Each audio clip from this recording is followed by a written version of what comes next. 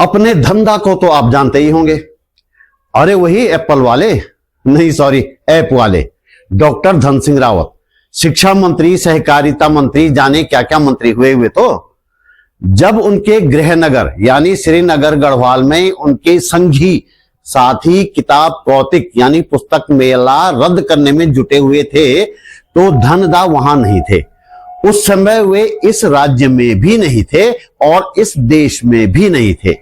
उस समय वे थे नीदरलैंड में। नीदरलैंड में वे क्या कर रहे थे, यही जानकारी देने के लिए ये वीडियो बना रहा हूं। उस समय धन सिंह रावत वहां के एक बैंक से उत्तराखंड में खेती बाड़ी को बढ़ावा देने के लिए कर्ज पाने की बात चला रहे थे। अब आप कहेंगे कि कर्ज तो हम लेते ही रहते हैं और कर्ज मिल गया तो अच्छा ही है, पहाड़ों में लोग कुछ बेहतर खेती कर सकेंगे। लेकिन आप इस बैंक के बारे में जानेंगे तो चौंक जाएंगे। आपको लगेगा कि कर्ज के बहाने कहीं पहाड़ों की खेती पर कब्जा करने की कोशिश तो नहीं हो रही है। वीडियो में बहुत सारी जानकारियां समेटने की कोशिश कर रहा हूं, अंत तक जरूर देखिएगा।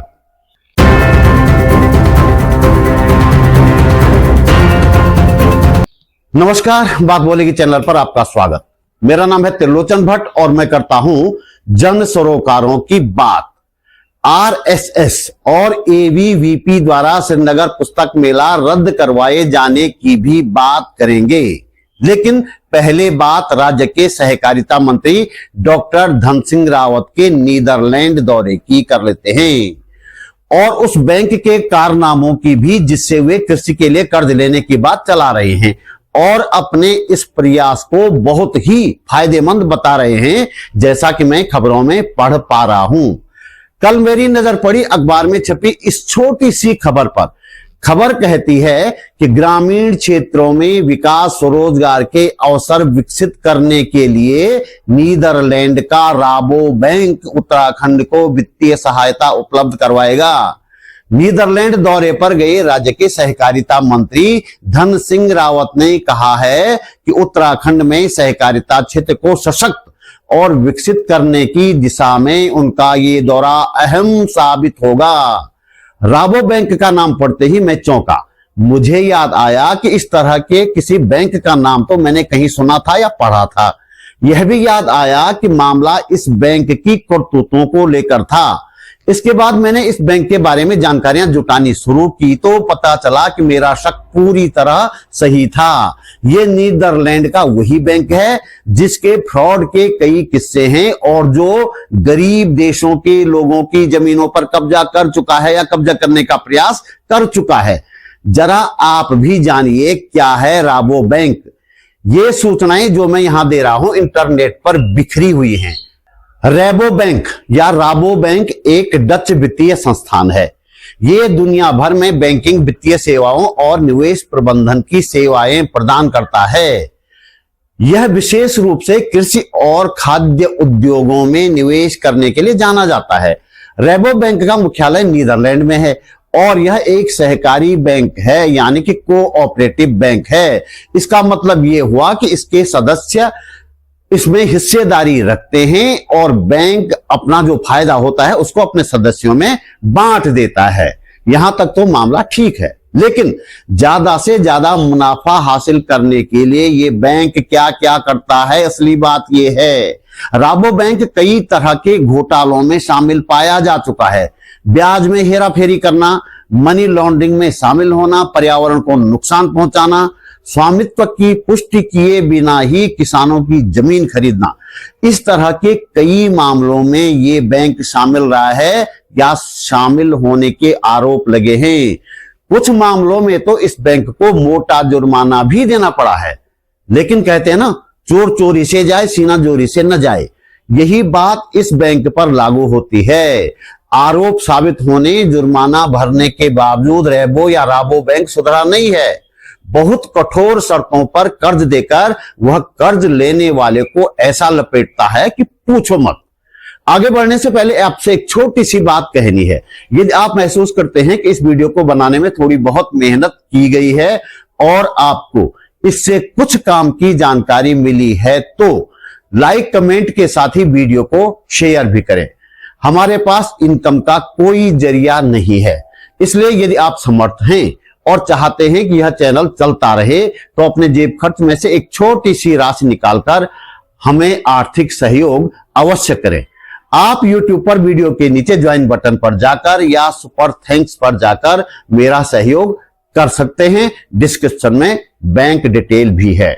नीदरलैंड का राबो बैंक कभी भी छोटे या मझौले किसानों को कर्ज नहीं देता, वह कारपोरेट किस्म की खेती को ही कर्ज देता है। उत्तराखंड में तो कारपोरेट खेती है नहीं, यहाँ छोटे छोटे किसान हैं जो परंपरागत और जैविक खेती करते हैं।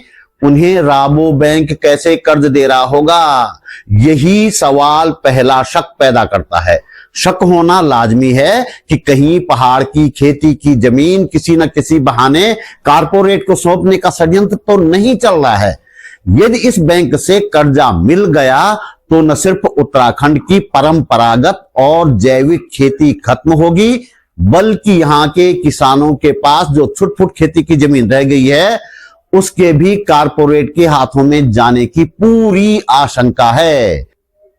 यदि उत्तराखंड सरकार राबो बैंक के साथ कोई बड़ी डील करने जा रही है, जिसकी की पूरी संभावना लग रही है, तो हमको इस बैंक के नकारात्मक पहलुओं पर जरूर ध्यान देना चाहिए।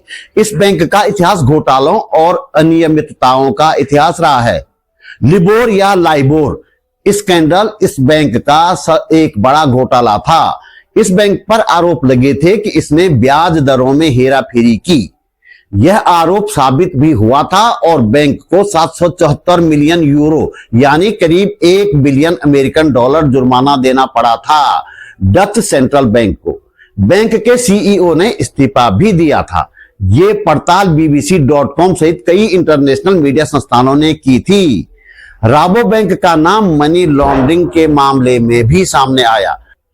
2018 में आरोप लगा कि इस बैंक की कैलिफोर्निया शाखा ने 2009 से 2012 के बीच मैक्सिको के ड्रग्स तस्करी और संगठित अपराध से जुड़े लोगों से कम 369 मिलियन अमेरिकन डॉलर अवैध रूप से स्वीकार किए। बाद में इस मामले में बैंक ने यह राशि लौटाने की बात भी कही थी। ये खबर AP न्यूज और कई दूसरे मीडिया संस्थानों के माध्यम से सामने आई थी।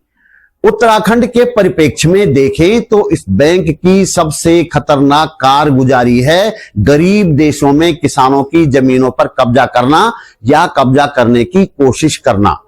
DutchNews.nn और अन्य मीडिया संस्थानों ने 2015 में खुलासा किया था कि राबो बैंक ने रोमानिया में किसानों की जमीन को खरीद लिया था, बिना इस बात की पुष्टि किए कि उस जमीन का असली मालिक कौन है। इस मामले में बड़ा खेल हुआ था। उत्तराखंड के लोगों को इस खेल को समझने की सख्त जरूरत है। यदि वास्तव में राबो बैंक उत्तराखंड में किसी क्षेत्र के लिए कर्ज देता है तो जैसा रोमानिया में किया गया वैसा उत्तराखंड में भी किया जा सकता है। रोमानिया में राबो बैंक ने भ्रष्ट अधिकारियों से सांठगांठ करके किसानों की जमीन तीसरे पक्ष को बिकवा दी और तीसरे पक्ष से वो जमीन खुद खरीद ली। जमीन के असली मालिक किसानों को इसका पता ही नहीं चला। जब उनकी जमीन पर बैंक कब्जा करने के लिए पहुंचा तब किसानों ने शिकायत की कि इन्होंने तो अपनी जमीन कभी बेची ही नहीं थी। वैसे तो अब उत्तराखंड में जमीन बची ही नहीं है। सभी नदियों के किनारे और ज्यादातर पहाड़ धन्ना सेठों या सत्ताधारियों के नाम चढ़ चुके हैं। लोगों के पास खेती की जो थोड़ी बहुत जमीन बच गई है उस पर भी कारपोरेट की नजर है। मुझे डर है कि कहीं राबो बैंक से कर्ज के नाम पर खेती की इस जमीन पर कारपोरेट का कब्जा करने की साजिश तो नहीं चल रही है।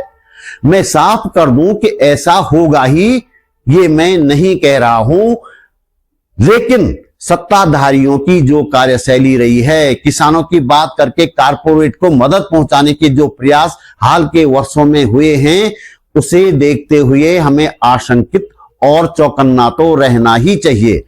ऐसा नहीं किया गया तो हम धोखा खा सकते हैं बहुत बड़ा। इस वीडियो में श्रीनगर किताब कौतिक की बात भी होनी थी, लेकिन वीडियो लंबा हो जाएगा। आपके समय का ध्यान रखते हुए इस वीडियो को मैं यही खत्म कर रहा हूं। पुस्तक मेले को लेकर अगले वीडियो में बात करने की कोशिश करूंगा। तो दोस्तों, इस वीडियो में इतना ही। मेरा चैनल सब्सक्राइब करें, फेसबुक पेज फॉलो करें, बात बोलेगी .com भी जरूर देखें। जल्दी मिलते हैं एक और मुद्दे के साथ एक और वीडियो में। नमस्कार।